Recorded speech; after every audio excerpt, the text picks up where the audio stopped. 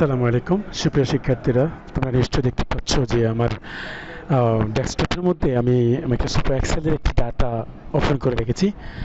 সেটিতে আমি যেটি করব সেটি হচ্ছে আমরা অটো কীভাবে এটিকে কাউন্ট করব, অটো কীভাবে যোগ করব। হ্যাঁ, এটি আমি এক্সেলেন্স কিছু শর্টকাট দেখাবো আজকে ক্লাসে, কিছু ম্যাজিক্যাল শর্টকাট এমএস এক্সেলের কিছু গুরুত্বপূর্ণ কিছু এক্সেলেন্সি শর্টকাট দেখাচ্ছি। শিক্ষার্থীরা তোমরা নিশ্চয়ই দেখতে পাচ্ছ আমি এখন যে জিনিসটা দেখাচ্ছি সেটি হলো এই যে টোটালটা আমরা ইচ্ছে করলে বিভিন্নভাবে পারি, সাম করে ইকুয়াল করে সকল কিছু করতে পারে, কিন্তু আমরা তোমাদেরকে দেখাবো এই গড়গুলোকে অটো আমি এখান থেকে এগুলো সব সিলেক্ট করব, করে অলটা চেপে ধরে ইকুয়াল দেবো, অলটা ইকুয়াল, তাহলে যোগ হয়ে যাবে। এই দেখতে পেরেছো, অটো যোগ হয়ে গেছে, অলটা ইকুয়াল দিয়েছি, যোগ হয়ে গেছে।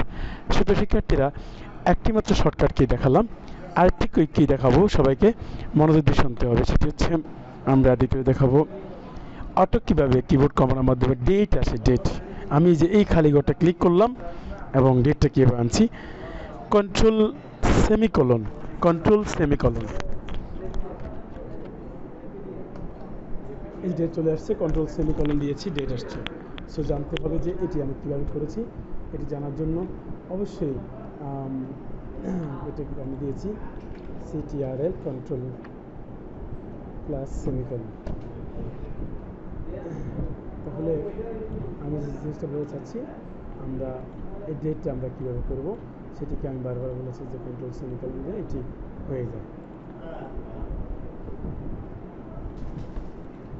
এরপর আমি যেটা দেবো, আমরা টাইম কীভাবে বের করব সেটি হচ্ছে কিবোর্ড কমান্ড ব্যবহার করে কন্ট্রোল শিফট সেমিকোলন দিলে টাইমটা এখন কত টাইম আছে সেটি বের হবে।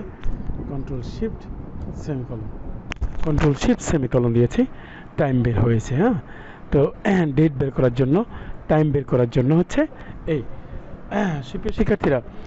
এরপর আরেকটি কমান্ড দেখাবো, সেটি হচ্ছে আমরা নাম লিখছি, পুরো নামটা লিখবো, কিন্তু নামের কিছু অংশ সেজের বাইরে যাচ্ছে। যেমন আমি দেখাচ্ছি এই যে এই নামটা SAEYD Saeed, AHAMMAD Saeed Ahmed, MOJUMDER, এই যে এই লেখাটা সম্পূর্ণটা আমি চাচ্ছি যে মজুমদারের পরেরটা নিচে আসার জন্য।